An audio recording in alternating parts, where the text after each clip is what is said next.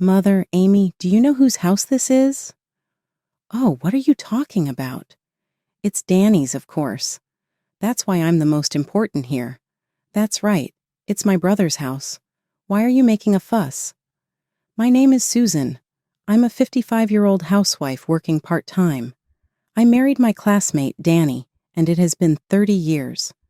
We thought we could finally enjoy our time together after raising 2 children to adulthood. However, our time alone was very brief. After my father-in-law passed away, my mother-in-law moved into our house. Danny, I'm lonely without Dad here. Let's live together, my mother-in-law said. Helen, my mother-in-law, is 78 years old. She might be at an age where loneliness is typical, but it doesn't apply to her. Her back and waist are straight. She has no chronic illnesses or history of hospital visits, and her voice and demeanor are large. She is exactly the type that thrives on animosity.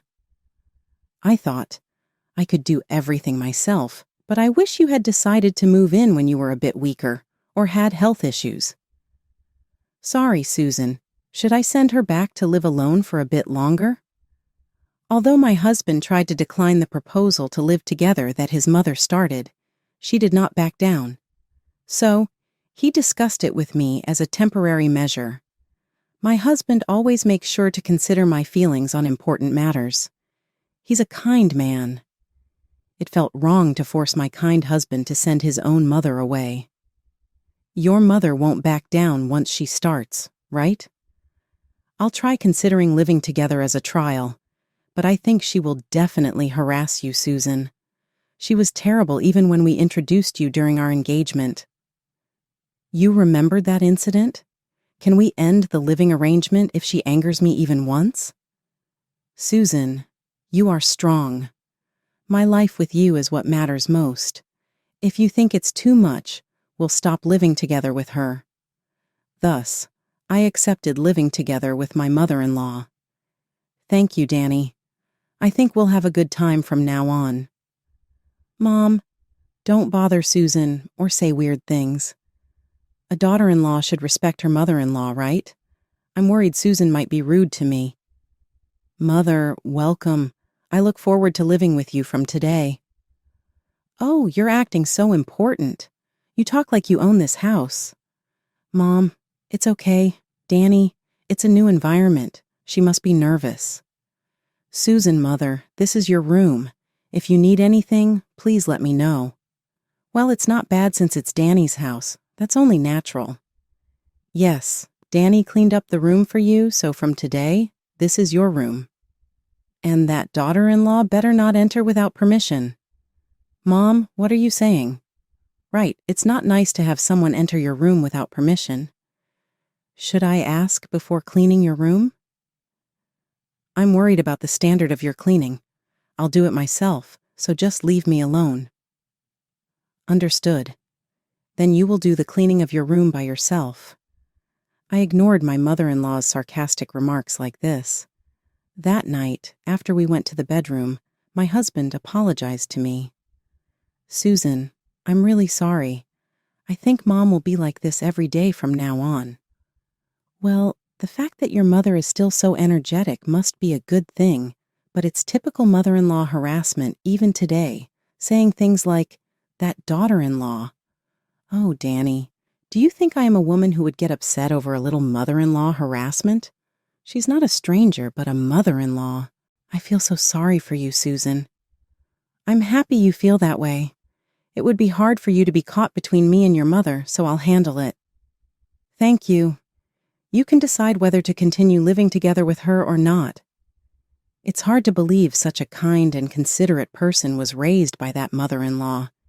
Maybe he inherited his father's quiet nature and sense of propriety. With that thought, I prepared for the upcoming mother-in-law and daughter-in-law battle and went to sleep. Susan, this soup is too bland to drink. Sorry. Recently, the results of our health checkups have been concerning, so both Danny and I have been trying to reduce our salt intake.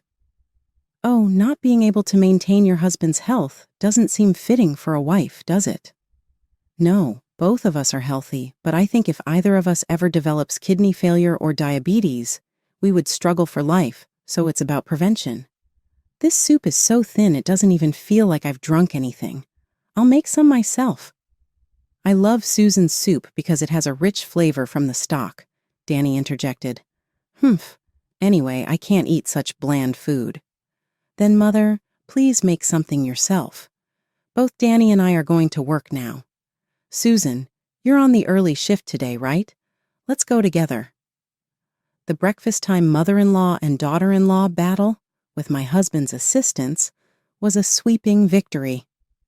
Wait a minute, Susan. How long do you intend to keep working? I plan to do so as long as I feel like it. Why do you ask? A wife's duty is to support her husband as a full-time homemaker. Because you work, people think Danny's salary is low or that he lacks ability. Everyone around here works. Because I work part-time, we can afford Danny's hobbies, and I can even give you an allowance, Mother. What? How dare you? Being just a daughter-in-law.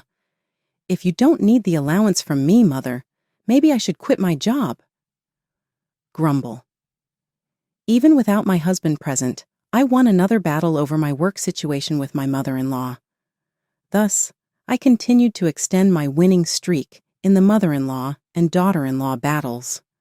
Normally, one would expect the mother-in-law to give up and raise the white flag or decide to leave, but there was no such indication from mine.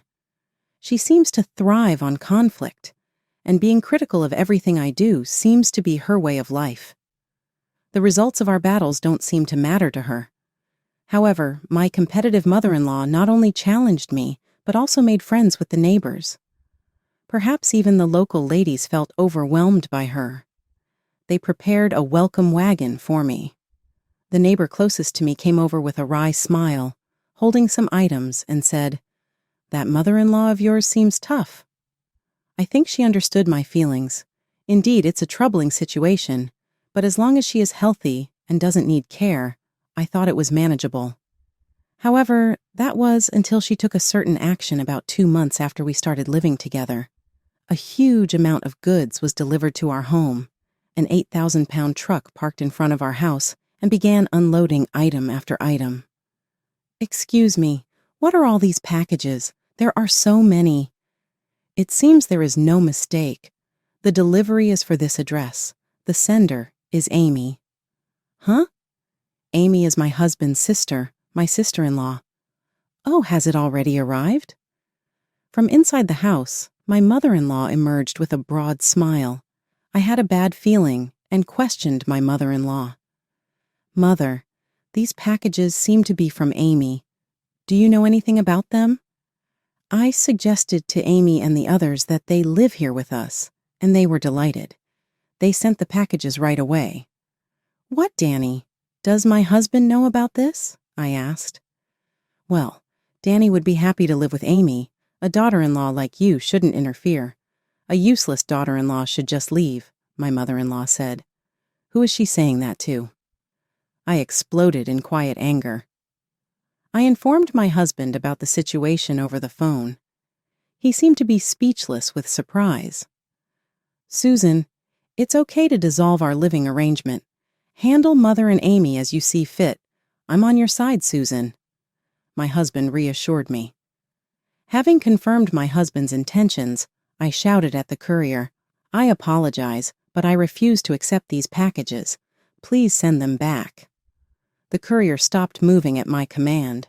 "I have my husband's approval. I refuse to accept them." "What? A daughter-in-law? Danny wouldn't allow such an outrage." "Isn't the outrage on your part, Mother?" "Danny didn't know about this, did he?" I retorted.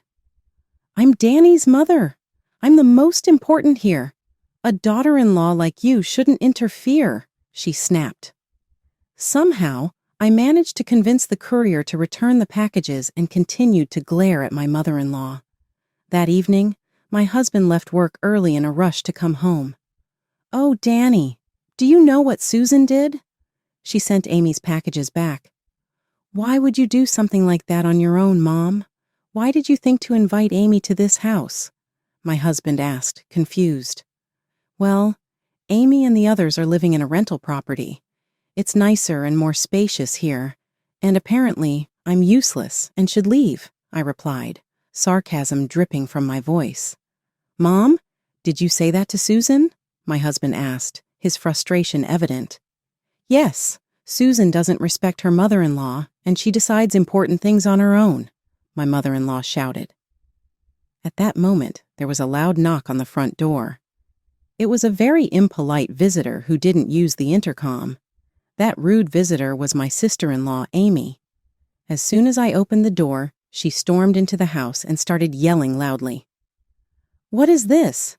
Mom said we could live together in this house, so I sent the packages and you sent them back. Oh, Amy, I'm sorry. This was Susan's doing.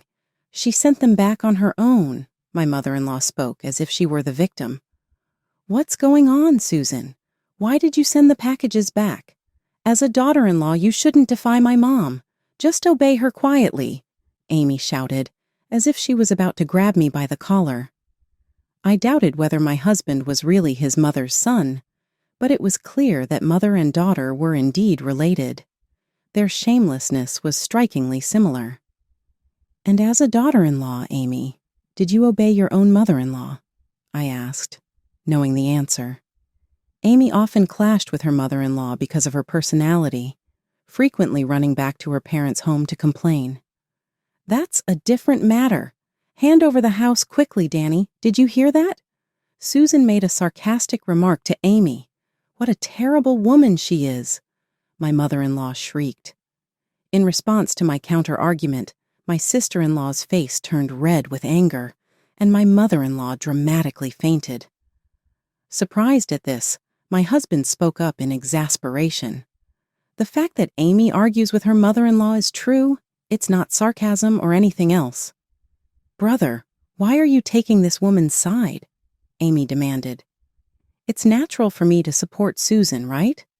Amy, you would complain a lot if your own husband supported your mother-in-law or her family over you, he reasoned.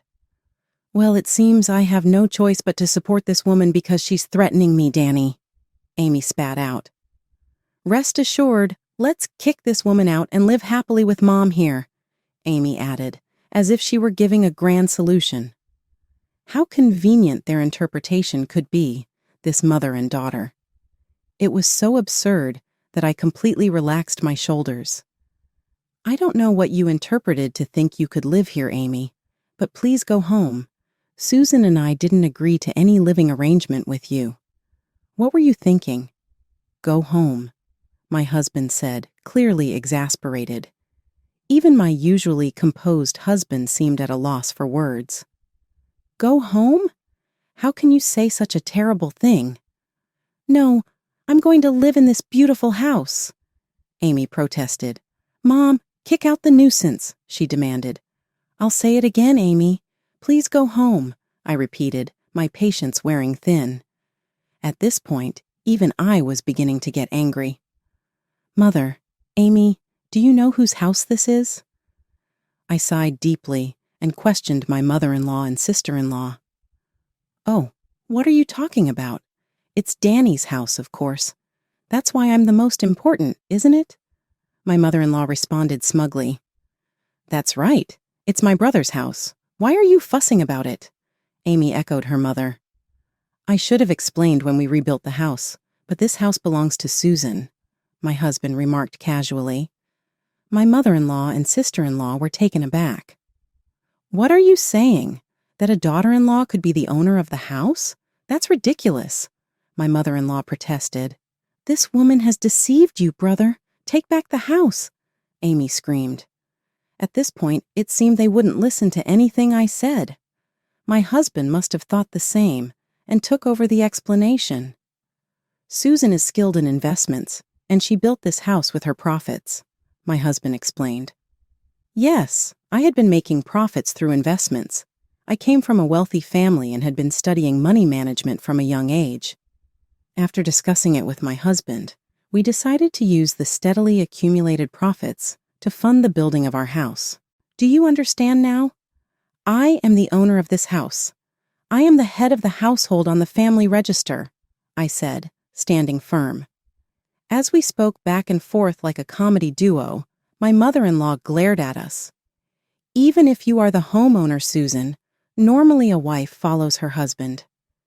You really are a shameless woman, my mother-in-law spat. I never told Susan to invite Amy. What are you saying, Danny? Make proper use of your wife, she demanded, her anger rising. Mom, I completely disagree with that way of thinking.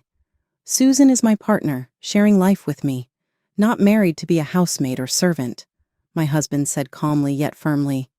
Susan has given me many happy moments as a couple and as a father, and she will continue to provide happy times as my spouse, he added, his words openly doting on me. His words moved me deeply. Danny, I feel the same way about you. My mother-in-law clenched her teeth in anger, her face turning red. Meanwhile, my sister-in-law Amy watched us with shining eyes. I knew it. Susan isn't just ordinary. She's amazing. We were both surprised by my sister-in-law's sudden change in attitude. If Susan could get a house through investments, then I can do it too. I was even more surprised by her words. Yes, but in my case, I've been making profits through investments since I was young. It seemed my sister-in-law misunderstood, thinking she could quickly profit from investments. This isn't the time for this. I'm going to start investing right away. With that, her previous aggressive demeanor vanished, and she disappeared in a flash. Novices aiming for big profits in investments often fail. Investing is a matter of personal responsibility. Well, it saved us the trouble of kicking her out.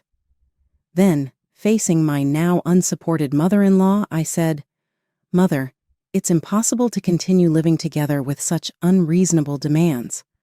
I told you from the beginning not to bother Susan. At our words, my mother-in-law was at a loss. I've been putting up with this small house. What now? Fine, I'm going to Amy's place. And she followed after my sister-in-law and left. Shall we have her move her own belongings later? Yes, we don't want to hear complaints about things being damaged or broken. We stretched ourselves and decided to prepare dinner in the house, now that the storm had passed. Meanwhile, at Amy's place. What now, Mom? Don't disturb us. We're busy. Amy, I'm going to live here with you too. What? Stop it, Mom. You lied about living together with everyone at my brother's house, and Susan is a much more trustworthy woman than you. Amy, go back. I can't make space for Mom in this rental home. It seemed my mother-in-law quickly suggested cohabitation to Amy, but she was immediately rejected. My mother-in-law had no choice but to return to her own home, which had been neglected for nearly 3 months. Perhaps she was too embarrassed to face me, as she hired a handyman to move her belongings out of our house. Surprisingly, a good relationship began to develop between Amy and me. Amy tried to start investing right away, but her husband found out and stopped her. However, as they discussed investments, their conversations as a couple increased, and their marital relationship improved. They even started asking me for advice on investments. I emphasized that investment outcomes are a personal responsibility, and that aiming for large profits often leads to failure. I decided to teach them the basics. Now, when Amy comes to my house, she contacts me in advance and brings a small gift. When she leaves, she cleans up, even if it's something simple, and expresses her gratitude. Perhaps her improved attitude has also influenced her relationship with her mother-in-law, as conflicts between Amy and her seem to have decreased, despite Amy's previous arrogance. Amy and her husband are now finding joy in the modest profits from their investments. Building a house might be out of reach, but the profits from their investments will likely provide some peace of mind. Amy was a bit of a whirlwind, but it's reassuring to see her settling down. As for my mother-in-law, since the relationship between Amy and her husband improved and conflicts with her mother-in-law decreased, Amy hasn't had to return to her parents' home. My mother-in-law has been living alone. The house, left unattended for 3 months, had deteriorated and required some repairs. Since she had rebelled and moved out after living with us, she couldn't rely on us anymore. Amy no longer worries about my mother-in-law. She is probably living a lonely life alone. Susan, I've made some tea. Thank you, Danny. Wow, it smells wonderful. Recently, my husband has been into trying different herbal teas. On weekends, he always brews herbal teas that he knows I'll enjoy. Feeling the warmth of having a husband who cares for me, I felt grateful. Living with my mother-in-law made me realize how important my husband's presence is. For this, I am thankful to my mother-in-law. Business trip? What are you talking about? You're just a homemaker. Are you just trying to avoid household chores? No, it's really for work. Don't argue, just quietly follow your husband's instructions. It's been a year since we got married. As a freelancer, my husband doesn't try to understand me at all. Instead, he treats me like a house helper and verbally abuses me, even though I support our household with living and housing expenses. Does he even realize that yet? Instead of being grateful, he just keeps exploiting me. When he says things like that, I can't stay silent anymore. Threatened with divorce papers several times by my husband, I decided to use him in return. Imagining his perturbed face, I headed to my business trip. I am Anna Norman, 29 years old, working at a publishing company. My husband's name is Eric, 34 years old, 5 years my senior. We met 3 years ago during a work visit to a disaster-stricken area. Eric was also doing a similar job, reporting on the situation and writing articles. Since we both worked for publishing companies, we quickly became close, sharing the same interests. We worked together on field research and continued to keep in touch frequently after returning to New York. After 2 years of dating, he proposed to me. We didn't have a wedding ceremony, but confirmed our love for each other with a photo wedding. After getting married, we started living together in the apartment I had been living in before. The move went smoothly as we had spare rooms. With the marriage, I decided to pursue my dream of becoming a freelancer. Leaving the company meant losing benefits, but I wanted to test my own abilities. A week after the wedding, I decided to tell my husband about my decision to go independent while sharing dinner at home. I started the conversation. Eric, I'm thinking of quitting my current publishing job. What? Why all of a sudden? You said you were going to work harder. Yeah, but I want to try hard as a freelancer. Freelance? You plan to become a report writer on your own? Yes, I want to work freely without being restricted by company constraints. I clearly expressed what was in my heart. I hoped that being in the same industry, he would understand. However, what he said next was not encouragement, but a mocking laugh. Huh, independent, you say? That's impossible. Why? I haven't even tried yet. Why do you assume that? You're a bit of a dreamer. Your articles are appreciated because you're with your current publisher. Well, that might be true, but still what? You think you can achieve the same success independently? Don't say it like that. In the end, you can't do it. You don't have that talent. Now that we're married, I want you to focus more on housework. While making insensitive remarks, my husband continued eating the meal I prepared. Normally, I wouldn't mind his comments about the taste, but now they just made me angry. I tried to persuade him several times afterward, but he didn't change his opinion. Instead, he kept saying harsh words like, "You can't do it," and "Your efforts are wasted." But I wasn't going to take the challenge lightly.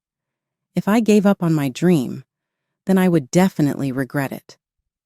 Ignoring my husband's criticism, I chose the path of independence. I informed my company that I was quitting and decided to become a freelance report writer. That night, when I quit my job on my own, Eric yelled at me fiercely. "What are you doing? Didn't I tell you many times not to quit your job?" Sorry, but I can't give up on this feeling. And what will happen now? Won't we struggle financially because you quit? Can you take responsibility? Well, fine. It's none of my business. I can only contribute $1,000 a month. You figure out the rest. Understand? Understood. I believed that a partner would surely support my dream, but reality was harder than I thought. Being opposed by the person I wanted support from the most, a rift formed in our marriage. Eric was so cold. I just wanted to pursue my dream. Does being married mean we don't have to understand everything about each other? It was hard, but I couldn't give up on my dream. I decided to act against my husband's opposition, no matter how difficult it was. My resolve only grew stronger. Unfortunately, the criticism from Eric also escalated gradually. It wasn't just my work he criticized, but me as a person. If I got home even a little late, he would become furious and scold me loudly. Hey, do you know what time it is? It's past 7 p.m. I'm sorry, I got caught in traffic on the way home. Didn't I tell you to be home by 5 p.m.? It's unacceptable to come home from work and find no dinner prepared. I'm really sorry. I'll start preparing right away. I've already ordered takeout. Remember to pay me back for it later. Thus, overnight assignments were completely prohibited for me. That limited me to only day trips for my assignments.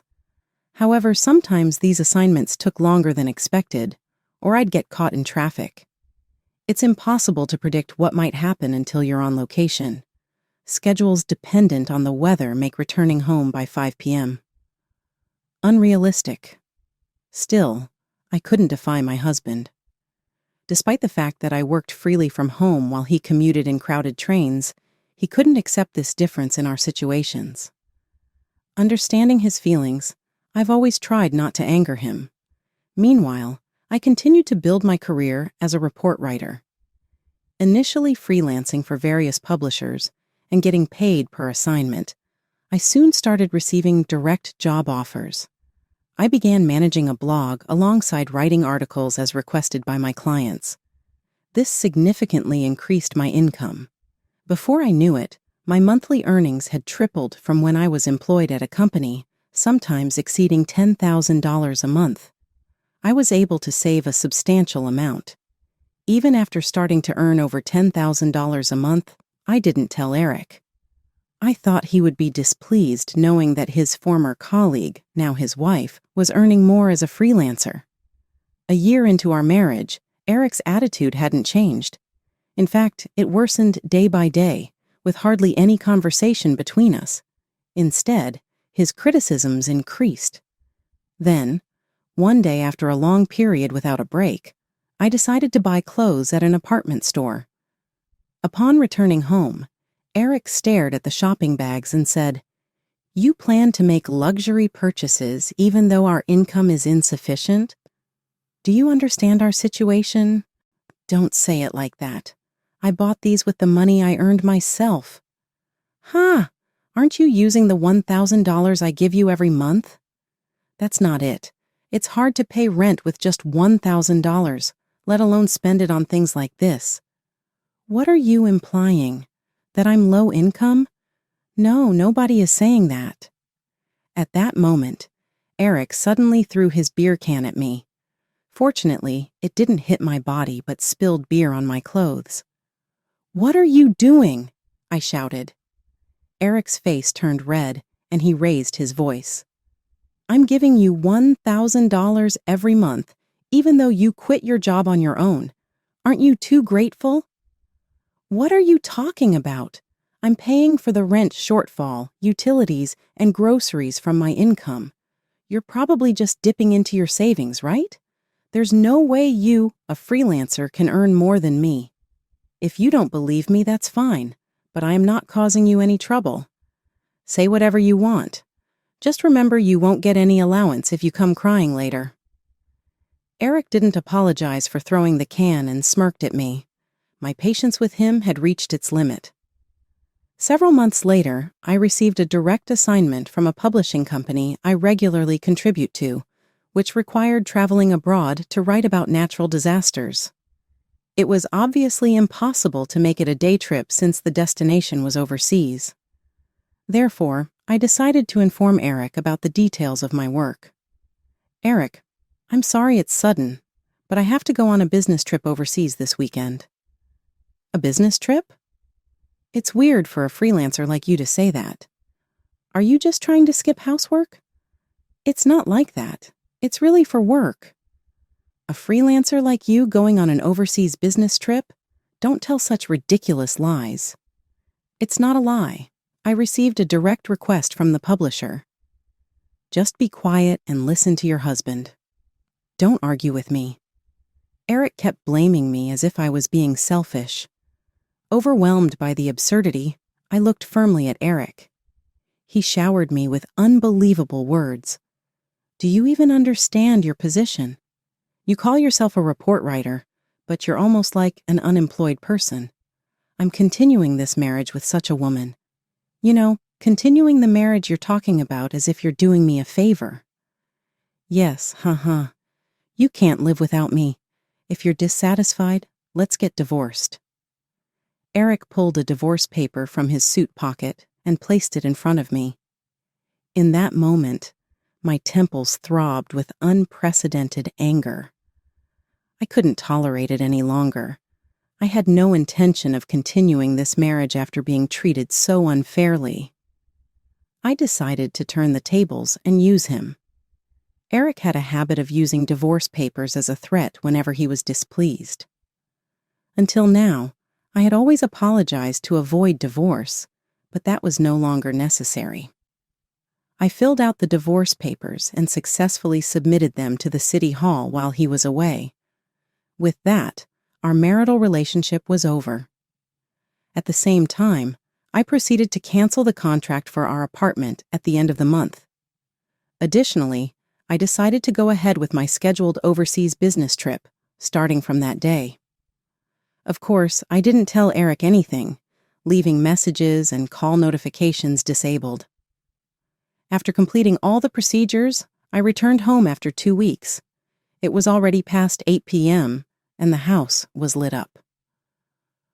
Although I wanted to avoid seeing him, I couldn't just stay away. With a sigh in my heart, I opened the front door, and as soon as I entered, Eric quickly approached from the living room. When I looked up, there he was, standing with his arms crossed. Before I could speak, he began yelling loudly, "You! How dare you come back so casually? Where have you been all this time without any contact?" "Where have I been? I told you, didn't I? I went on a business trip abroad." "Huh, that again? How can I believe that you, who only occasionally goes out and works from home, are on a business trip?"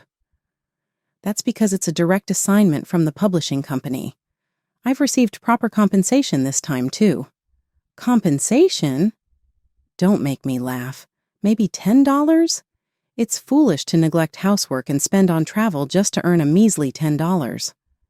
Eric continued to insult me with a loud, vulgar laugh. However, he hadn't realized yet that we were no longer in a marital relationship. Unaware, he confidently behaved as he pleased. No matter what he said, it no longer affected me. To him, I calmly said, "Do you enjoy looking down on others?" "Huh? What are you talking about all of a sudden?"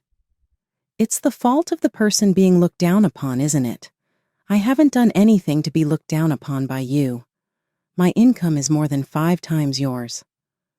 5 times my income? That's impossible. If that's true, you're earning nearly $10,000 a month. Yes, that's true. Faced with this unexpected truth, Eric's face contorted. He was reluctant to admit that I earned more than him.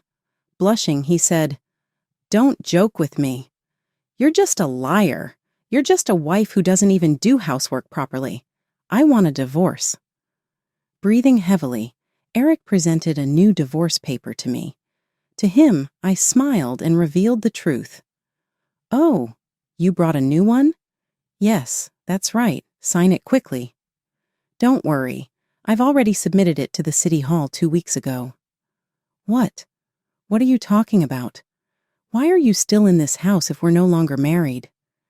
Confused by my statement, Eric began to speak hesitantly.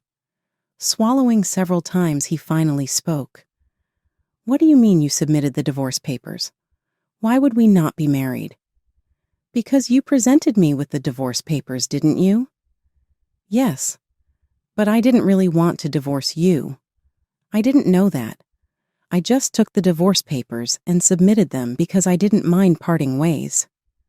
What? Why? I didn't want a divorce. I just wanted to use the divorce papers to make you understand your place as a wife.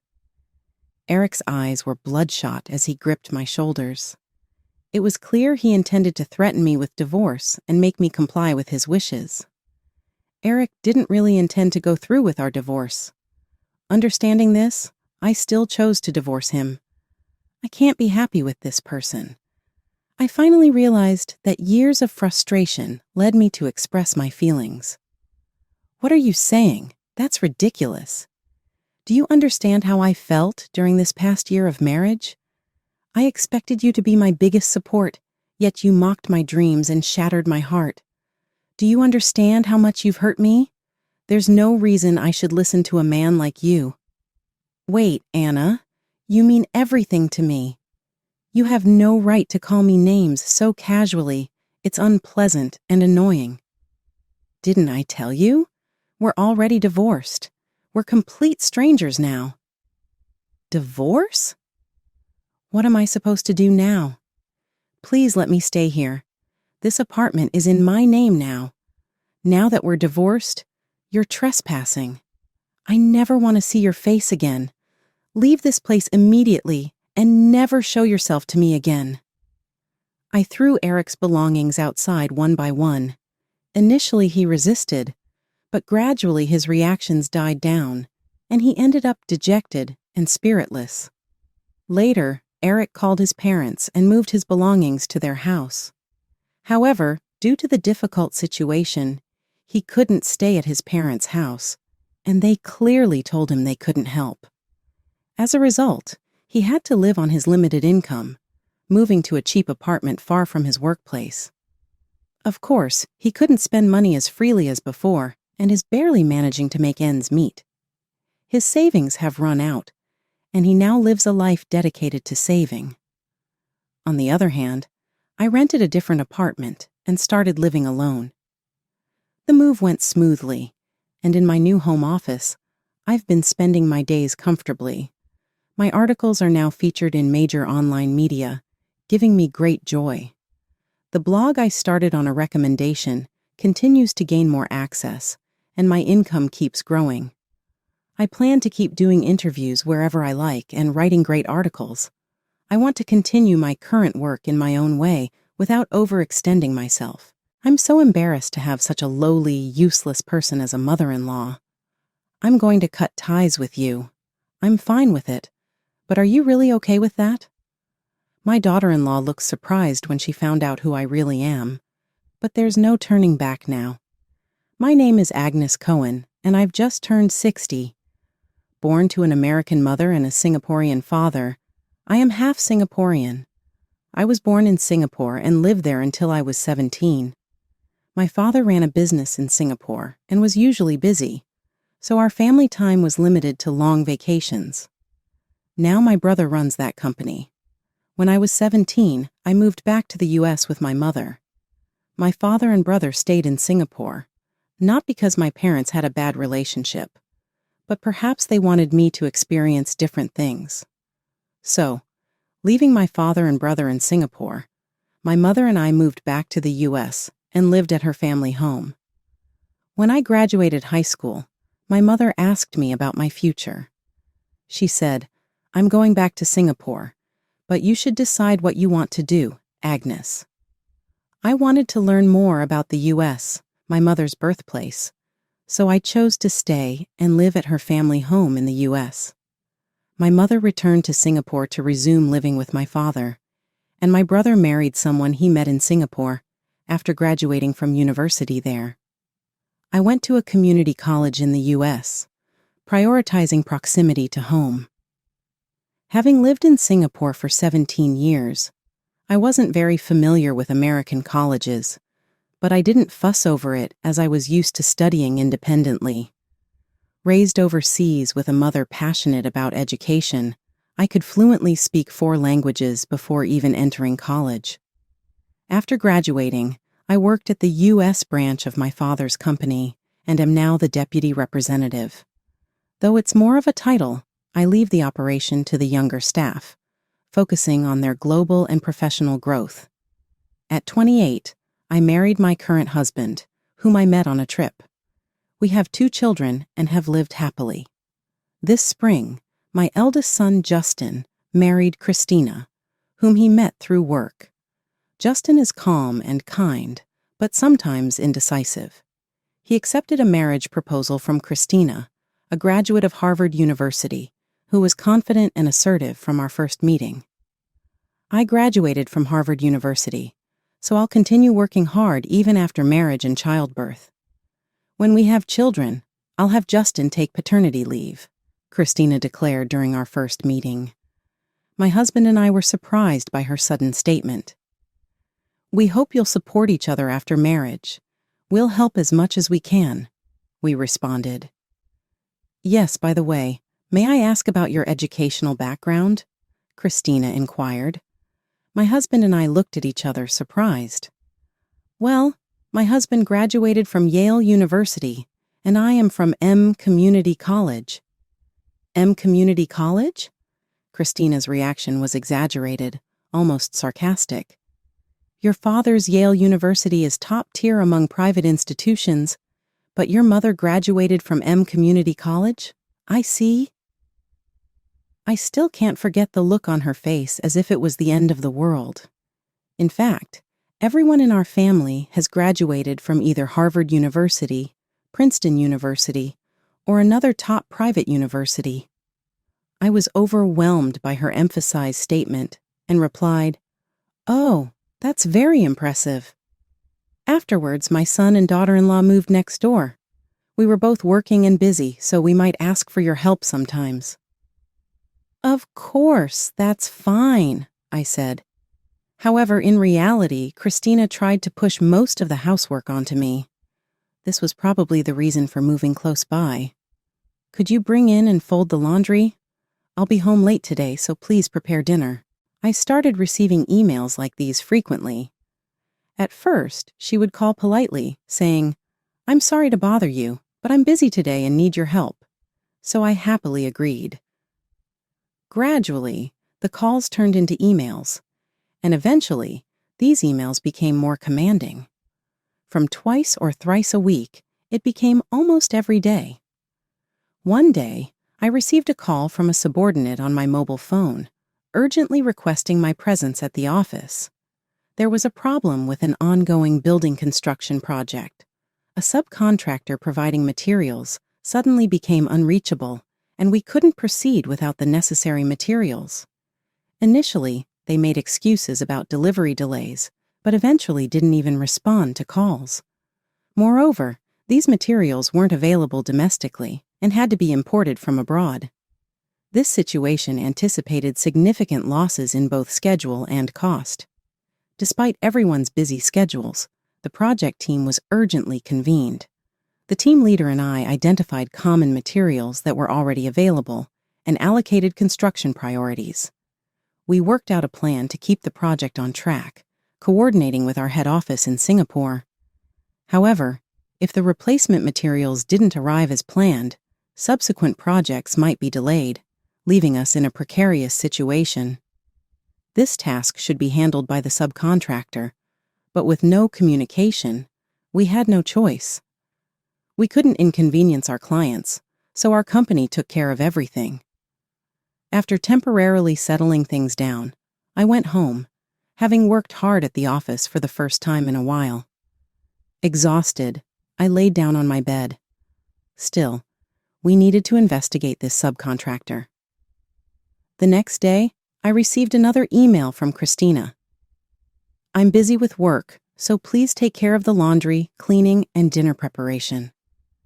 The fatigue from the previous day made me feel even more resentful than usual. I thought it wasn't right to continue like this, and said to Christina while we were having dinner, "Christina, could you please stop asking me to do household chores and prepare dinner every day?" "What? Why?" Christina looked surprised. "Why? Because I have my own family matters to attend to. You and your husband should be helping each other out, but you have more free time, right? I'm busy every day. You don't know how much work a Harvard University graduate like me is asked to do." Saying that sounds odd. Not everyone who graduates from Harvard University neglects household chores, right? It's not just about spending time on work. It's about being efficient. Really? My words seemed to upset her, and she glared at me with disdain. I don't want to be told that by someone from Men Community College. It's unthinkable for someone from Men Community College to comment on Harvard University graduates. Christina often makes such remarks, ever since she found out I graduated from Men Community College. Her attitude changed dramatically. Of course, I understand that Harvard University is the top university in the U.S. It requires tremendous effort to get into Harvard University, and it's wonderful to study hard and achieve results. However, I believe educational background and actual job performance are different matters. Most importantly, it's about one's character. But Christina evaluates people based on whether they're from Harvard University or not. Harvard University is indeed great, but there's no need to look down on Men Community College graduates like that. There are many people from Men Community College, and don't you think such language is too harsh? I simply asked her what I was wondering. Regardless of educational background, there are many talented people, and I've seen people from high school and vocational school backgrounds steadily increase their salaries at my father's company. What are you talking about? Educational background is very important. People without it often have limited opportunities at work. There isn't a single person from Men Community College at my company, not even among my relatives. Christina didn't seem to listen to what I said. It's important for those below to support those who are more capable. If you do the housework, it will increase my work efficiency, and I can be more effective. Do you say things like that at your company too? You might want to change that attitude. You'll lose trust from others. Ha ha ha, how amusing. Me, a Harvard University graduate, getting advice from a Men Community College grad. Just as I was about to stand up, Christina's phone rang. "Hello, it's me." "Oh, that issue? Don't agree to it. No way, that's obvious. Think about how much criticism I would receive if it got out. That issue is my responsibility."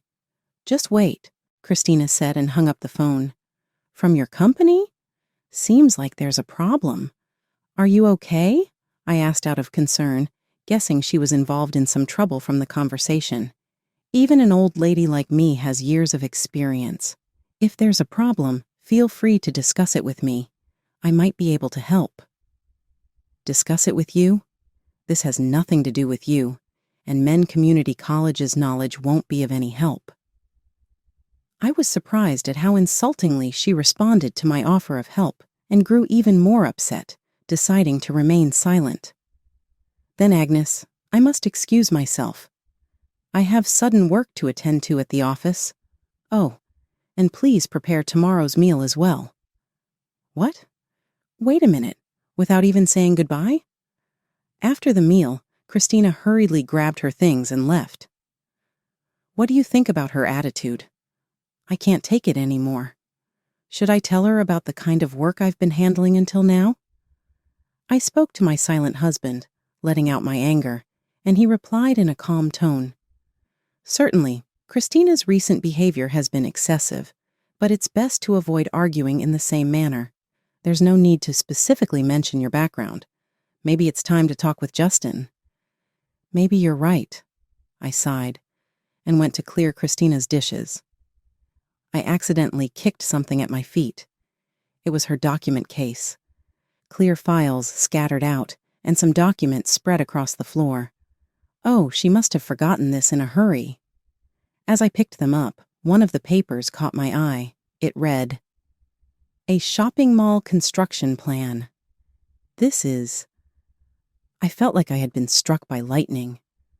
I immediately made copies of the document with my home printer and took photos with my smartphone, just in case. Then I put the papers back in the clear file, trying to stay calm despite my anger reaching its peak. After that, I secretly contacted Justin to come to my house alone. The next morning, I received a call from Christina. "Do you have a case with my work documents over there?" she asked arrogantly, without even a greeting. "Oh, you did leave something here. They're important documents, so don't touch them, okay? Oh, and please prepare dinner tonight as well as clean and do the laundry at our house. I'll pick up the documents then." She gave her usual orders as if it was natural and hung up. She must think anyone with a lower educational background than hers is just a housekeeper. Again, I realized that education and character are unrelated. That night, Christina came over, grabbed the case with the documents, and suddenly started yelling at me loudly. "Why haven't you done anything? I asked you to clean and do the laundry, didn't I? You didn't do it yourself, did you? I asked you, didn't I? Have you forgotten that? It was a request." It didn't seem like one to me. "Stop making excuses. Explain why you haven't done it. You're the one who needs to explain. Why should I have to do everything for your house every day?" "Because I told you I'm busy with work. Everyone manages to balance work and home life by being inventive and doing things themselves. Even when we were young and very busy with work, my husband and I supported each other and got through it. You just did tasks like serving coffee or copying documents, right?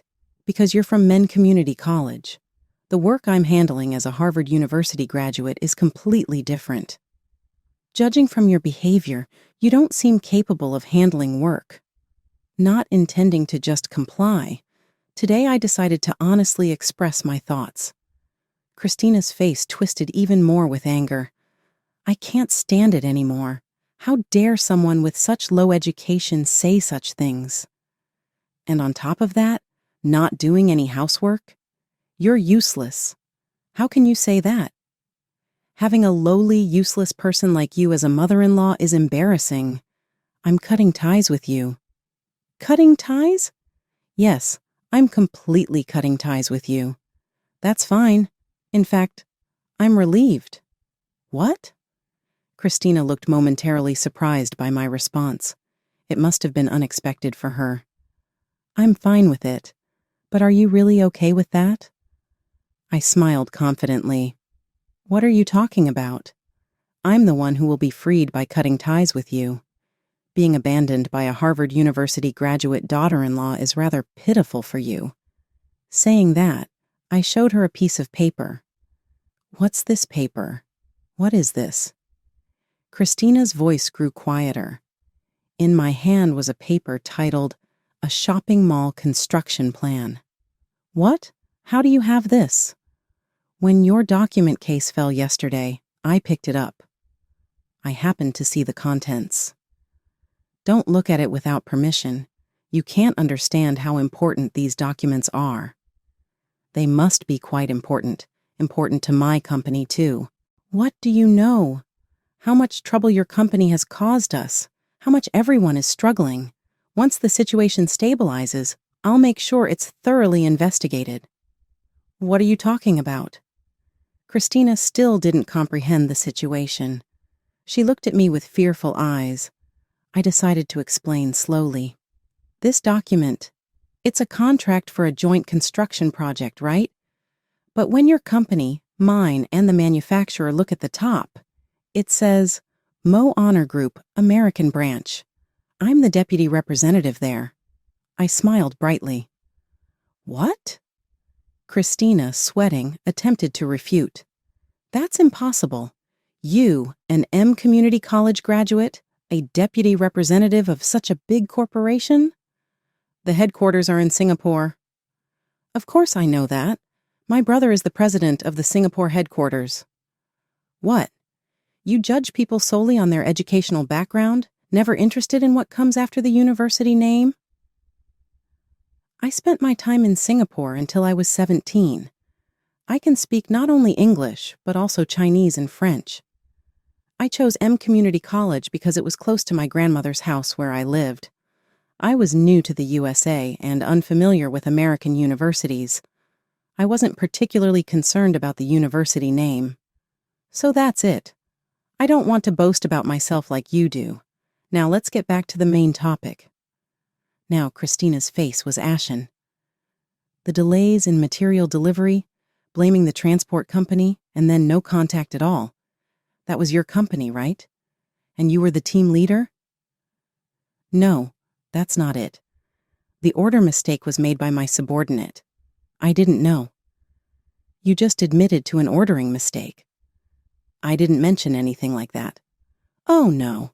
When I heard your company suddenly stopped communicating, I suspected an ordering mistake and first focused on resolving the situation. I planned to check the details once the communication was restored. No, but now you've just admitted to an ordering mistake. And from the earlier phone call, it seems you, as the responsible party, tried to silence and hide it. Christina's voice became so weak it almost disappeared. Despite making a mistake, you didn't apologize, tried to hide it, and didn't consider solutions or alternatives, pushing the problem onto us. Even being a Harvard University graduate, it seems you're incapable of handling your job. Don't joke around. I'm from Harvard University, so I have superior knowledge and skills. The name of Harvard University alone seemed to be maintaining her self-esteem and confidence. At least I've never thought of you as intelligent, I said clearly, and she collapsed to her knees. I'm the deputy representative of this company, fully responsible for the U.S. branch of this project. We will cease all future dealings with your company and claim damages related to this project. Wait, my superiors don't know yet. I'm your daughter-in-law, right? Can't we resolve this issue internally, please? Christina's attitude changed completely. She was practically begging me then. But we just cut ties, didn't we? That I'll take back. Think about Justin. Isn't it sad for him? No need to worry about that. What, Justin? My husband appeared from the next room. They had been listening from the beginning. Why are you here? I heard everything. Yesterday, I knew you boasted about your education, but I never thought you looked down on Mom just because she's an M Community College graduate. H. Well, I felt bad for working late every day, but I never imagined you were making Mom do the cleaning and laundry every day. You said we were eating at my parents' house because you got along well with Mom. I can't live with someone who despises my parents so much. Wait just a minute. I have something I'd like to say as well. My husband, who had been silent until now, spoke up for the first time. Despite your demeaning remarks about my wife being an M Community College graduate, I stayed silent because our son chose you. I thought I'd wait and see, but your attitude never changed, and you've been deceiving him. And trying to cover up your failures at work with lies and hiding information. You might be academically smart as a Harvard University graduate, but there's a lot missing in you as a person. His calm yet convincing speech left Christina to rot. My wife, whom you scorned, is far smarter than me, a Yale University graduate. She also has international experience, yet she never becomes arrogant or looks down on others. It's because of her qualities that I cherish and respect her. Honey, though I felt happy with my husband's words, this wasn't the time to revel in them. I looked at Christina.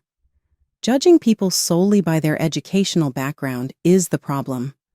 Of course, there are wonderful people who have both education and humanity. Ultimately, a person's worth is determined by their ability to empathize with others and build trust, both in work and at home. Whether my words reached her or not, I couldn't tell. She just stared at the floor. About a month has passed since then. Christina's company seems to be on the brink of bankruptcy. Paying damages to our company has caused their reputation in the industry to plummet. New projects have ceased to come in, and their performance has rapidly deteriorated. Naturally, part of the responsibility lies with Christina, the project leader who didn't tell the truth to clients and colleagues and tried to hide the mistake. Given her character, she probably lacked popularity among her peers. During the HR investigation, her subordinates testified about the pressure from Christina. It appears that she, having caused significant damage, might be sued by the company. On the other hand, my company overcame the crisis by responding diligently, building further trust with clients and manufacturers, and receiving more job requests afterward. My son, Justin, and his wife, Christina, got divorced. When Justin tried to talk things out, Christina refused to acknowledge her mistakes or apologize and agreed to the divorce. I'm glad I don't have to deal with people like her anymore. Her parting words only made her appear more pitiful. It seems that being a Harvard University graduate was her only source of superiority, but how foolish it was that this became the reason she lost her job and family. Justin, who had been pressured into marrying her, said, "I'm so sorry for causing trouble for you, Mom, because of my weakness." "You don't need to apologize, dear. You're still young, and you'll meet someone wonderful in the future." I truly wish for Justin's happiness, and sometimes fondly recall the words my husband spoke to Christina on my behalf that day. With Christina gone, the routine of preparing meals just for my husband and me has returned, and my heart feels lighter. Maybe I'll make my husband's favorite steak and mashed potatoes today. Thinking of such happy things, I walk under the clear blue sky,